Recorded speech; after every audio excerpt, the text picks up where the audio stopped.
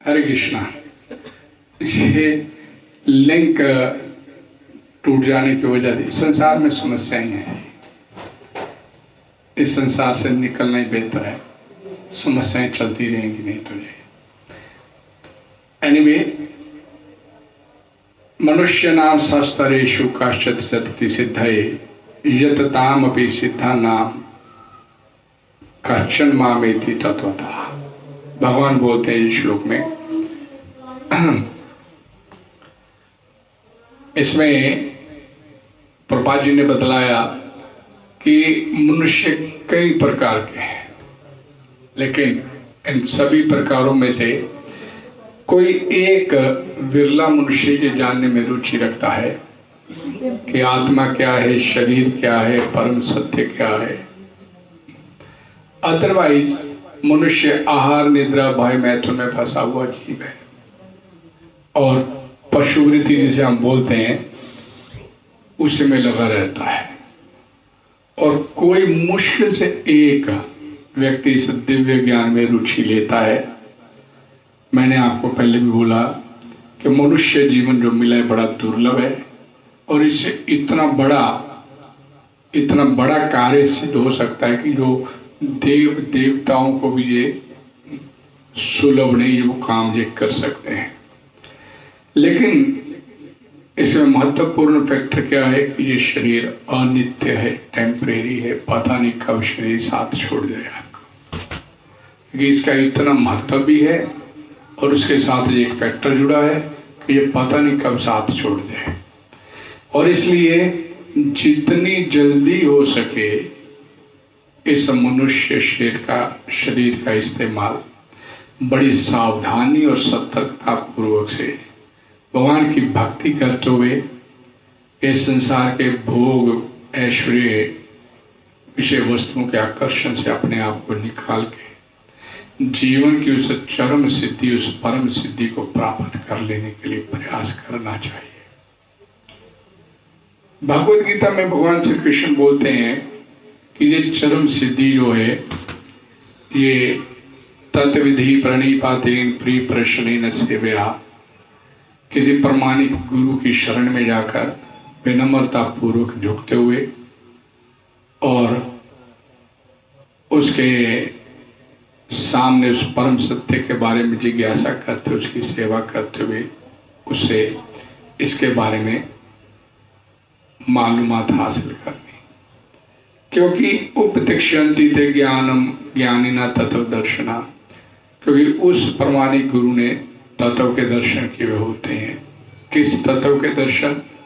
जिस तत्व की बात जहाँ पर भगवान श्री कृष्ण इस श्लोक में बोलते हैं, मनुष्य नाम शास्त्रेषु काश्चित् जतति सिद्धये यतताम अपि सिद्धा नाम कश्चन मामेति तत्। कोई एक विरला उस तत्व के बारे में जानने का प्रयास करता है, मेरे तक पहुंच पाता है। लाखों हजारों इस दुनिया में हम देखते कि चलते हैं भगवान की तरफ, हरे कृष्णा कहते हैं, लेकिन उस परम पिता परमात्मा को, भगवान को तत्व से जानने के लिए कोई एक विरला। और इसी भगवद गीता में भगवान ने ये भी बोल दिया था, जन्म कर्म च में दिव्यम एवं जो वेति तत्वता, जो मेरे जन्म और कर्म की दिव्यता को तत्व से जान लेता है, तत्व से। त्यक्त्वा देहम पुनर्जन्म नैति मामेति सो अर्जुना, फिर वो दोबारा इस संसार में जन्म नहीं लेता बल्कि मुझे प्राप्त कर लेता है। सरल सीधी सी बात भगवान ने बड़े सरल शब्दों में समझाने का प्रयास किया। केन उपनिषद में बोला गया 2:5 में, यदि इस मनुष्य शरीर में ही परमात्म तत्व को जान लिया, ध्यान से सुनिए, इस परमात्म तत्व को जान लिया तो सत्य है, अति उत्तम है। सत्य भी है, अति उत्तम भी है। और यदि इस जन्म में उसको नहीं जाना, उसको नहीं प्राप्त किया तो महान हानि तो है ही, और उससे बड़ा आपका दुर्भाग्य कोई नहीं हो सकता। इसलिए मनुष्य को उचित है कि उस परमात्म तत्व को जानने के लिए महापुरुष संत महात्मा गुरु प्रमाणिक गुरु की शरण में जाए और उनके कहने के अनुसार भगवत प्राप्ति के लिए तत्पर हो जाए। केन उपनिषद में बताया गया, उत्तिष्ठता जागृता प्राप्य वराननि बोधता। उठो, जागो और श्रेष्ठ गुरु को प्राप्त करके इस तत्व को जानने का प्रयास करो। नहीं तो प्रभुपाद जी ने बोला, आहार निद्रा भय में तुम्हें प्रत्येक जीव फंसा हुआ है। इसमें एक बड़ी महत्वपूर्ण बात बड़ी कि ये भगवान को जानने की आवश्यकता क्या है। एक सीधा सा सवाल मन में पैदा आता है कि क्यों, उसको क्यों जानना चाहिए। इसके लिए कि उसकी इतनी आवश्यकता क्या है। ये बड़ा महत्वपूर्ण बात कि सब लोग बोलते हैं कि भगवान को प्राप्त करना है, भगवान को प्राप्त करना है, उसे उसके बिना गुजारा नहीं है। तो कैसे गुजारा नहीं है, क्यों आवश्यकता है भगवान की, इसको ध्यान से समझिए कि हमारी कोई ऐसी आवश्यकता है जिसको हम ना तो अपने द्वारा पूरी कर सकते हैं ना संसार के द्वारा। बात को ध्यान से समझने का प्रयास कीजिएगा कि इसको ना तो हम अपने द्वारा पूरा कर सकते हैं, ऐसी आवश्यकता है हमारी कोई, और ना इस संसार के द्वारा वो हमारी आवश्यकता पूरी हो सकती है। ऐसी कोई आवश्यकता हमारी है। और दुखों का नाश, दुख समाप्त करने के लिए और परम शांति को प्राप्त करने के लिए हमें भगवान की आवश्यकता नहीं है। इस बात को भी समझ लीजिए कि जीवन में दुख खत्म हो जाए और परम शांति का लाभ प्राप्त हो जाए तो इसके लिए भी भगवान की आवश्यकता नहीं है। क्योंकि श्रीमद् भागवतम पुराण बोलती है कि आपके जीवन में दुख कब शुरू होते हैं, जब आप इस संसार में सुखों को प्राप्त करने का प्रयास करते हैं तो आपके जीवन के दुख शुरू हो जाते हैं। तो इसलिए दुख खत्म करने हैं और आपने जीवन में परम शांति का लाभ चाहते हैं तो भागवतम बोलती है कि जीव आत्मा को अपनी कामनाओं के ऊपर अंकुश लगा लेना चाहिए। कामनाओं का सर्वदा त्याग कर दें, इनसे करने से मात्र से जीवन में शांति का अनुभव होने लग जाता है। मेरी कोई आवश्यकता नहीं है, मेरे को कुछ चाहिए नहीं, जो अपने आप भगवान दे रहे हैं उसी के बारे में जदरित चल्ला संतुष्ट हो द्वंद्व तो भी मत सरा, मेरे को कुछ नहीं चाहिए। अर्थात इस बात को ध्यान से समझिए कि जैसे ही हम भगवत प्रेम की प्राप्ति के लिए कोई प्रयास करना तो वो भगवान ही आपको दे सकता है। कोई आनंद भगवान दे सकते हैं। इस संसार में भगवान की आवश्यकता भगवत प्रेम, भागवत आनंद, वो सिर्फ आप अर्थात जीवन में जो सोर्स ऑफ प्लेयर है, शांति से आप कितनी देर रह सकते हैं जब तक जीवन में आनंद नहीं हो, प्रेम नहीं हो। प्रेम के बिना सब कुछ अधूरा है। तो इसलिए हमें परम प्रेम की प्राप्ति के लिए भगवान की आवश्यकता है, क्योंकि हम भगवान के ही अंश हैं। और जो मनुष्य संसारिक दुखों से छूटना चाहता है, पराधीनता से छूटकर स्वाधीन होना चाहता है, उसकी तो मुक्ति हो जाती है। परंतु ध्यान से सुनिए, जो मनुष्य संसार से दुखी होकर ऐसा सोचता है कि कोई तो अपना होता कोई तो अपना होता जो मेरे को अपनी शरण लेके अपने गले लगाकर मेरे दुख, मेरे ताप, मेरे पाप, मेरे अभाव, मेरा भय आदि सब कुछ हर लेता, अपनी गोद में बिठाता और मेरे सिर पे प्रेम का हाथ रखता। ऐसा कोई तो होता। यही तो भक्ति है, ये भक्ति कहलाती। यही कृष्णा कॉन्शियसनेस जीवन है, कृष्ण भावनामय जीवन है। यही सार है। इस संसार में हर व्यक्ति दुखों से घबराकर तरह तरह के साधन ढूंढता है कि यहां से मेरे को रिलीफ मिले। किस उस प्रेम की तलाश में भागता है कि किसकी गोद में रख के सिर बैठ के मैं अपना दुख सुना सकूं और उसे सुना सकूं जो मेरे दुख को खत्म कर सके। इस आवश्यकता की पूर्ति के लिए भगवान है और कोई नहीं आपके साथ। सुहृदम सर्वभूतानाम, सबसे बड़ा हित है श्री भगवान आपका, सबसे बड़ा वेलविशर भगवान आपका। जब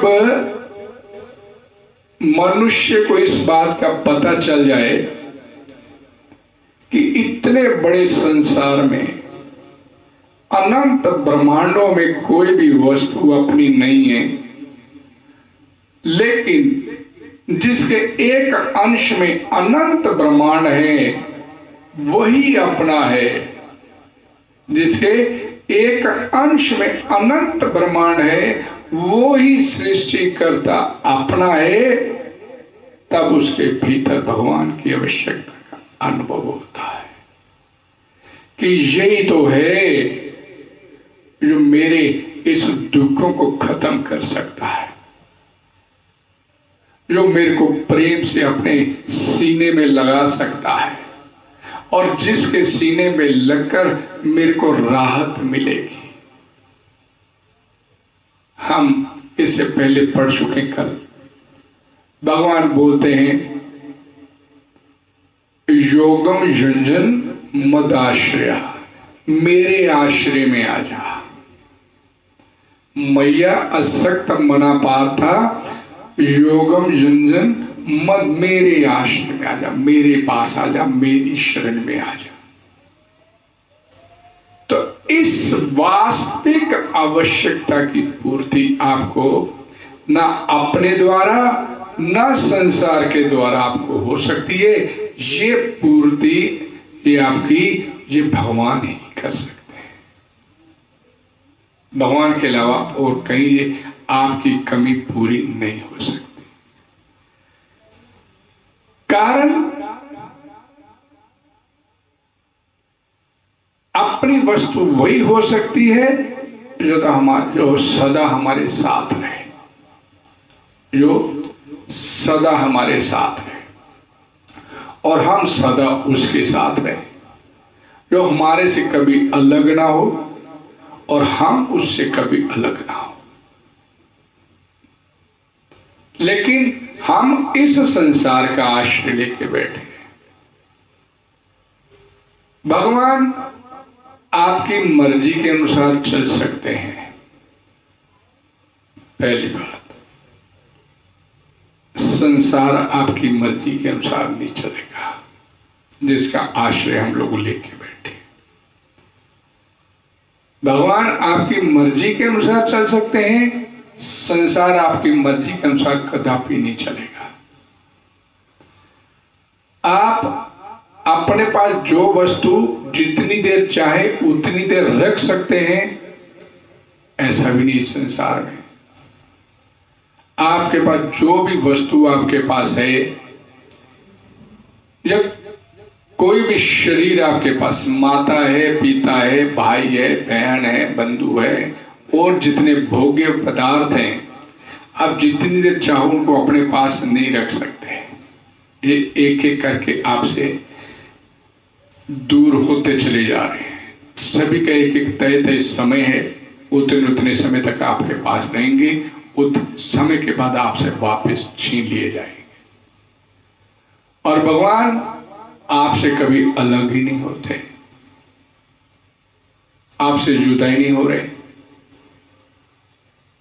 इस संसार में ना तो आप किसी को अपनी मन मर्जी से चला सकते हो, ना किसी को जितनी देर चाहो अपने पास रख सकते हो, ना किसी का स्वभाव बदल सकते हो, ना किसी का रंग रूप बदल सकते हो। और फिर उस संसार को कहते हो कि ये संसार मेरा है। और जो आपका है आपकी मर्जी से चल सकता है, जो आपसे कभी जुदा नहीं होता, उसको अपना मानने के लिए हम लोग तैयार नहीं है। ये हमारे जीवन की विडंबना है। और यही कारण है कि भगवान को भी ये कहना पड़ता है, मनुष्य नाम शास्त्रेषु काश्चित् जदति सिद्ध है। भगवान क्यों नहीं मिलते? क्योंकि हमारे पास जो भोग ऐश्वर्य पदार्थ जो हम अपने पास जमा करके बैठे हुए हैं, भगवान की प्राप्ति के बिना उनमें सुख राम से अपने आप को मानते के रह रहे हैं। ये भगवान की जरूरत नहीं है। और जी इस बात को समझने के लिए तैयार नहीं कि ये कितनी देर हमारे पास टिकेंगे। एक क्या कहते हैं कि भगवान की प्राप्ति की में थ्योरी क्या है। श्रील प्रभुपाद से उनके एक सुबह मॉर्निंग वॉक में एक व्यक्ति ने कार में बैठे बैठे कार चलने लगी तो दरवाजा खोल के प्रभुपाद से पूछा, प्रभुपाद जी 2 शब्दों में बताइए कि भगवत प्राप्ति कैसे हो सकती है।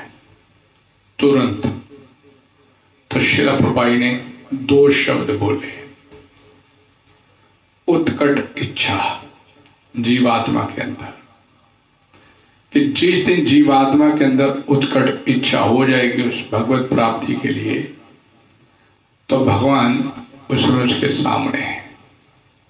क्योंकि अभी तक उत्कट इच्छा इस संसार की विषय वस्तुओं को लेकर बनी हुई है। जिस दिन इधर से ध्यान हटेगा तो फिर भगवत प्राप्ति उस दिन कोई देरी नहीं होगी प्राप्त होने में। उस भगवान को तत्व से जानने के लिए, तत्व से मानने के लिए जन्म जन्मांतर हो गए हमारे को इस संसार में रचे रमे हुए, और अनंत जन्मों के आधार पर हमारे दिमाग में, हमारे मन मस्तिष्क में ये बात घर करके बैठी हुई है कि इस संसार में कोई वस्तु अगर प्राप्त करनी है तो उसके लिए कड़ी मेहनत मशक्कत करनी पड़ती है। ये संसार का नियम है। हम सब लोग देखते हैं हर व्यक्ति बड़ी कड़ी मेहनत करता है, परिश्रम करता है, उसके बाद उसे कुछ वस्तु प्राप्त होती है। और यही धारणा हमने भगवान की प्राप्ति के लिए भी बना के अपने मन में बना लिया कि भगवान को प्राप्त करना है तो बड़ी मेहनत परिश्रम का कार्य है। इतना आसान काम नहीं है जितना कि शास्त्र बोलते हैं। लेकिन यहीं पर प्रभुपाद जी ने क्या बोला कि कृष्ण केवल उन्हीं व्यक्तियों द्वारा गेय है जो कृष्ण भावना भावित है।